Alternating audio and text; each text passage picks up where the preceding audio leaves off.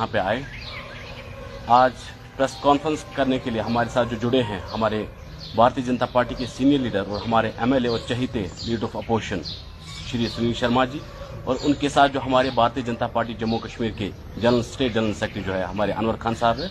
मैं गुजारिश करना चाहता हूँ leader of opposition Shri Sunil Sharma से वो आज की बात रखें। थैंक यू साजिद साहब। अनवर साहब को भी मैं आज मुबारकबाद देता हूँ। आज नई रिस्पॉन्सिबिलिटी अनवर साहब को मैं मुबारकबाद देता हूँ। आज नई responsibility as a state general secretary के नाते मेरे साथ बैठे हुए हैं। तमाम आए हुए जितने भी पत्रकार बंधु हैं, मैं सबका स्वागत करता हूं, धन्यवाद भी करता हूं। बड़े शॉर्ट नोटिस पे आप यहां पे आए। 2-3 पॉइंट्स पे मैं अपनी बात रखना चाहूंगा। मैं शुरू रिसेंट जो जम्मू कश्मीर में एक डेवलपमेंट हुई है उससे करता हूं। 90s के दौर से हमने यहाँ पे आतंकवाद देखा और उस आतंकवाद की भेंट यहाँ पे काफी परिवार चढ़े, काफी फैमिलीज तबाह हुई। लंबे अरसे तक उन परिवारों की सुध किसी ने नहीं ली जिन परिवारों में कोई कमाने वाला था, और वो आतंकवाद की भेंट चढ़ गया। उनके बच्चों की परवरिश, उनके परिवार की देखभाल भगवान भरोसे रही। लेकिन लगभग इस 35-36 साल के टर्मोइल में सैकड़ों जो परिवार निराश हो चुके थे, जिन्होंने आशा छोड़ दी थी, उनको आज उपराज्यपाल महोदय लेफ्टिनेंट गवर्नर साहब ने आशा की किरण जगाई और ऐसे तमाम घरों में, ऐसे तमाम फैमिलीज में एक एक व्यक्ति को नौकरी देके, जॉब देके उनकी कुर्बानी को भी एक्नॉलेज किया, रिकॉग्नाइज किया और एक सहारे के नाते भविष्य का जीवन, फ्यूचर की जो उनकी लाइफ है वो सुखद बनाने के लिए एक सफल प्रयास हुआ।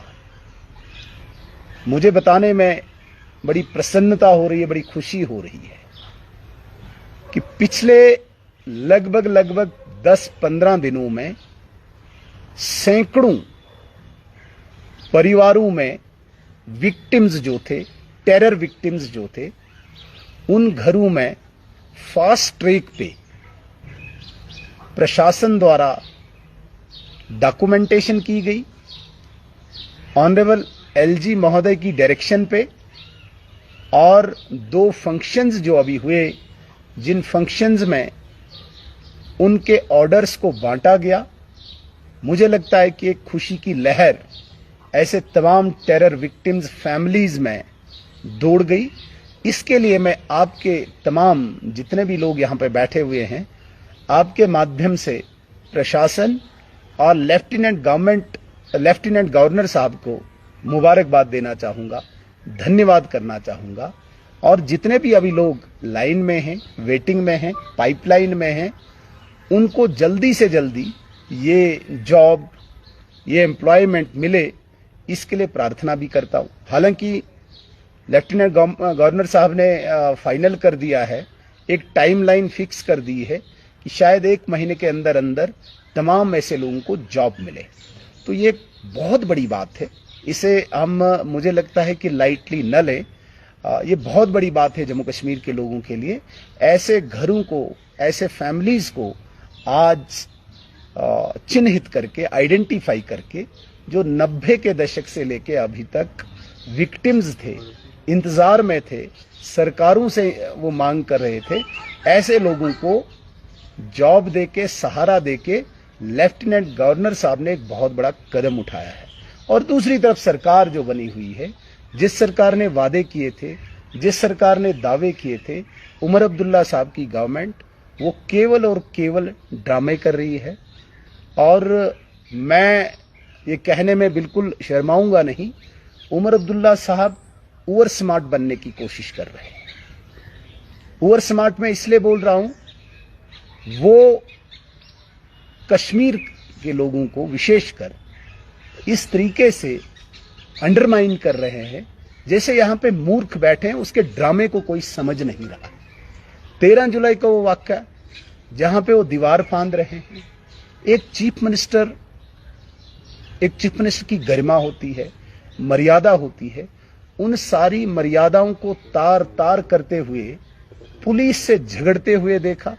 हालांकि उस मजार का गेट खुला था। अगर गेट खुला था तो उसे दीवार फांदने की आवश्यकता क्या थी? अगर गेट बंद था तो उसके वालिद साहब कहां से अंदर गए? उसके एडवाइजर साहब कहां से अंदर गए? उनकी एक मैडम मिनिस्टर कहां से अंदर गई? उनके डिप्टी चीफ मिनिस्टर कहां से अंदर गए? तो क्या जताना चाहते हैं वो? कश्मीर के लोगों को क्या बताना चाहते हैं? क्या आप जाओ पुलिस के साथ फाइट करो क्योंकि मैं यहां का चीफ मिनिस्टर हूं? उनसे लोग उनके वादे, उनके दावे याद दिलाते हैं और वो दीवार फांदते हैं। उनके प्रॉमिसेस उनको याद दिलाते हैं और वो पुलिस से झगड़ते हुए दिखते हैं। कहीं न कहीं जिस उमर अब्दुल्ला साहब से ये उम्मीद थी कि वो दोनों रीजन्स को चलाएंगे, जम्मू और कश्मीर को, वहीं पे उन्होंने जम्मू रीजन के सेंटीमेंट्स को कुचला 14 जुलाई को। क्योंकि 13 जुलाई महाराजा के प्रति जो श्रद्धा है, जो विश्वास है, उसी महाराजा के विरोधियों के लिए उमर अब्दुल्ला साहब ने अपने आप को साबित कर दिया कि वो एक पर्टिकुलर रीजन के चीफ मिनिस्टर हैं। वो केवल और केवल कश्मीर के ही चीफ मिनिस्टर अपने आप को प्रोजेक्ट कर रहे हैं। जम्मू रीजन के सेंटीमेंट्स को उन्होंने तार तार किया। जम्मू रीजन के सेंटीमेंट्स को उन्होंने कुचला। डोगरा समाज के उन इमोशंस को, डोगरा समाज के उस भावना को, जिस डोगरा समाज की एक बहुत बड़ी श्रद्धा महाराजा हरि सिंह जी के प्रति है, उसको उमर अब्दुल्ला साहब ने कुचला। ये बहुत ही निंदनीय है। जितनी भी इसकी मजम्मत की जाए वो कम है। और मैं कहूंगा कि उमर अब्दुल्ला साहब एक अनसक्सेसफुल चीफ मिनिस्टर, जो 2009 से 2014 में भी अनसक्सेसफुल रहे थे, जिन्होंने तब भी उन 5-6 सालों में कुछ नहीं किया। तब भी उन्होंने अनएम्प्लॉयमेंट के नाम पे, शेख मोहम्मद अब्दुल्ला साहब के नाम पे कोई स्कीम निकाली थी। मुझे अभी एग्जैक्ट उस स्कीम का याद नहीं है नाम। उस नाम पे भी उन्होंने अनएम्प्लॉयड लोगों के साथ मजाक किया। उन दिनों भी एक बहुत बड़ी एजिटेशन हुई जिसमें यहाँ पे काफी लोग मारे गए। मैं ये कहूंगा कि 2009 से 2014 का अनसक्सेसफुल टेन्योर उमर अब्दुल्ला साहब का दोबारा से वही unsuccessful chief minister Jammu Kashmir divisive politics खेल के जम्मू और कश्मीर को 2 रीजन्स में बांट के दोनों के सेंटीमेंट्स को न एड्रेस करते हुए उनको और ज्यादा गहराई में लेने की कोशिश कर रहे हैं ताकि दोनों रीजन्स लड़ें और उनकी पॉलिटिक्स चलती जाए।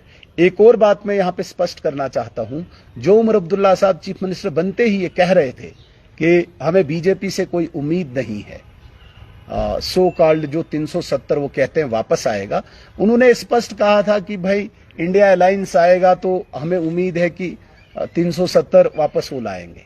लेकिन जब मल्लिकार्जुन खड़गे और राहुल गांधी साहब का एक joint letter honourable prime minister को जाता है जिसमें उन्होंने इस बात को एक्नॉलेज किया कि जो भारतीय जनता पार्टी ने 370 को निरस्त किया है उसको एक्सेप्ट किया कांग्रेस ने भी।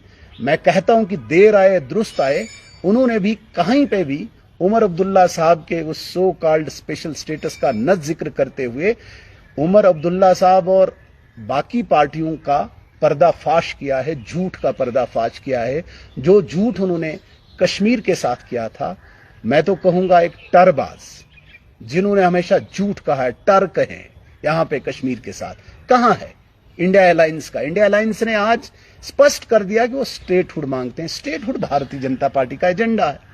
अगर उस पर कांग्रेस भी उसी लाइन पे है तो मोस्ट वेलकम, हम स्वागत करते हैं। लेकिन chief minister Jammu and Kashmir का झूठ पर्दाफाश हो गया। वो झूठ यहां पे बोलते थे। कांग्रेस ने उस वक्त भी अपने आप को दूरी कर दी थी जब इन्होंने एक गोलमोल रेजोल्यूशन लाने की कोशिश की थी जम्मू कश्मीर असेंबली में। तो कहीं न कहीं इस सारी प्रकरण को देखते हुए मैं सीरीज वाइज कहूंगा, जिन टेरर विक्टिम फैमिलीज को आज तक इन सरकारों ने नहीं पूछा, आज नरेंद्र मोदी जी के निर्देश के बाद जम्मू कश्मीर प्रशासन और उपराज्यपाल ने आज उनके घरों में एक सहारा दिया, जो प्रशंसनीय है। जितनी इस पे तारीफ की जाए वो कम है उपराज्यपाल की, लेफ्टिनेंट गवर्नर की, और इस पे जितनी निंदा की जाए यहां पे गवर्नमेंट की वो कम है। दूसरे स्टेप में जो डिवाइसिव पॉलिटिक्स, रीजनलिज्म की बात की है उमर अब्दुल्ला साहब ने, 14 जुलाई को एक ड्रामा करके गेट खुला होने के बावजूद कश्मीर के गरीब यूथ को भड़काने की कोशिश की है, एक प्रोवोक करने की कोशिश की है, क्योंकि इनको तो माफ है, इन फैमिलीज को, अब्दुल्ला एंड मुफ्ती फैमिलीज को माफ है, वो कुछ भी कर सकते हैं, सड़क पे वो धक्के मार सकते हैं, पुलिस के साथ गुत्थमगुत्थी कर सकते हैं, लेकिन वही प्रोवोक होकर अगर एक आम गरीब का बच्चा सड़क पे आता है तो उसे खून से वो खेलना पड़ता है, क्योंकि ये प्रोवोक करके एक जिसे कहते हैं सेपरेटिज्म की पॉलिटिक्स में कश्मीर को धकेलना चाहते हैं। उस डिवाइसिव पॉलिटिक्स से उमर अब्दुल्ला साहब बाज आए, चीफ मिनिस्टर साहब बाज आए, और एक रीजनलिज्म, एक रीजन के सेंटिमेंट्स को, भावनाओं को जिस तरीके से कुचला है, डोगरा समाज की भावनाओं को जिस तरीके से कुचला है, और उन राजद्रोहियों को, उन दंगाइयों को, उन ट्रेटर्स को ग्लोरीफाई किया है जिन्होंने महाराजा के विरुद्ध विद्रोह किया था। ये एक बहुत बड़ी शेम है इस सरकार के ऊपर। तीसरी सबसे बड़ी झूठ जो उमर अब्दुल्ला गवर्नमेंट की है, जिन्होंने कहा था कि बीजेपी से हमें कोई उम्मीद नहीं है, कांग्रेस ने स्पष्ट कर दिया है कि वो भी भारतीय जनता पार्टी के 370 एब्रोगेशन को एक्नॉलेज करते हैं, और वो भी सिर्फ स्टेटहुड ही चाहते हैं, जो स्टेटहुड प्राइम मिनिस्टर साहब और होम मिनिस्टर साहब ने कमिटमेंट की है। सुनील जी, आपने टेरर विक्टिम्स की बात की, एक डेवलपिंग स्टेप जो है कि सिंगल विंडो सिस्टम जो है सोल्जर्स के लिए रखा गया है, क्या कहेंगे? मैं समझा नहीं। सिंगल विंडो सिस्टम जो सोल्जर्स यहाँ पे ग्रीवेंस के लिए, एक्स सोल्जर्स, उनके लिए जो, क्या कुछ कहेंगे उसके बारे में? बहुत अच्छी बात है। देखिए, जितने भी सोल्जर्स हैं उन्होंने अपने जीवन का एक बेहतरीन टाइम इस देश की सेवा के लिए दिया होता है। उनके भी इश्यूज होते हैं, उनके भी ग्रीवेंसेस होते हैं, और मुझे जितना नॉलेज है, मैं भी एक एक्स सोल्जर का बेटा हूं। मेरे वालिद साहब ने भी हिंदुस्तान के 3 जंग लड़ी है, चाइना के साथ, पाकिस्तान के साथ 2, तो हमें भी पता है, हम भी भुक्तभोगी है। एक एक्स सोल्जर की फैमिली को जब कोई दिक्कतें होती है तो कितना सामना करना पड़ता है। आज अगर लेफ्टिनेंट गवर्नर साहब ने एक सिंगल विंडो रिड्रेसल सिस्टम बनाया है, ये एक वेलकम स्टेप है। जितने भी काम इस वक्त एलजी साहब कर रहे हैं, मुझे लगता है कि इससे गवर्नमेंट को, जम्मू कश्मीर गवर्नमेंट को सीखना चाहिए कुछ, कि लोगों की बेहतरी के लिए किस तरीके से काम किया जाता है। सुनील जी, उमर साहब ने बोला कि 13 जुलाई उसने ट्राई की थी शाम को, लेकिन उसको हाउस अरेस्ट किया गया, इसलिए वो 14 जुलाई गए हैं। इस पे आप क्या कह रहे हैं? ठीक है, 14 जुलाई गए, मैं तो सिर्फ ड्रामे की बात कर रहा हूं। वो गए, अरे मजार का तो गेट खुला था ना। उनके वालिद साहब अगर 88 उम्र में भी इतना जंप करके अंदर जा सकते हैं, तो फिर तो जेम्स बॉन्ड मुझे लगता है फेल है उनके सामने, फारूक अब्दुल्ला साहब के सामने। उनके बाकी जो मिनिस्टर्स थे, मिनिस्टर साहिबा थी, एडवाइजर साहब थे, वो तो बाज़ाब्ता गेट से गए। पुलिस क्लेम करती है गेट खुला था। मैं कहता हूं, बार बार कहता हूं कि कश्मीर के नौजवानों को प्रोवोक करने के लिए एक अलगाववादी राजनीति में धकेलना चाहते हैं कि हमें पुलिस से उलझना चाहिए। एक चीफ मिनिस्टर, इतनी बड़ी कॉन्स्टिट्यूशनल पोजीशन होती है, मर्यादा होती है, उसकी गरिमा होती है, एक सैंक्टिटी होती है जिसको मेंटेन रखना होता है लॉ एंड ऑर्डर को देखते हुए। और मैं कहता हूं कि लॉ मेकर सबसे बड़ा लीडर ऑफ द हाउस होता है, उसे इन चीजों में उलझना नहीं चाहिए। मुझे मलाल सिर्फ इसका ड्रामा, इस फैमिली ने जम्मू कश्मीर के लोगों के साथ ड्रामा किया है, अंडर एस्टिमेट किया है, खुद ओवर स्मार्ट बनने की कोशिश की कि मैं कश्मीर के लोगों को अंडरमाइन करता जाऊंगा, मैं ये ड्रामे करता जाऊंगा और मेरे ड्रामे पे वो मेरे पीछे चलते जाएंगे। अगर हम बात करें, आजकल रूमर चल रहे हैं, ये जो आने वाला सेशन है इसमें स्टेटहुड का वो होगा, बिल पास की जाएगी, everybody is hopeful, is it? देखिए, भारत सरकार ने जितनी भी कमिटमेंट्स की है उस पे आज तक एक एक सूत मैं कहूंगा, पाई पाई का हिसाब हम ले सकते हैं। भारत सरकार ने कहा कि 370 हटेगा, हटा। भारत सरकार ने कहा कि 370 के बाद डिलिमिटेशन होगी, डिलिमिटेशन हुई।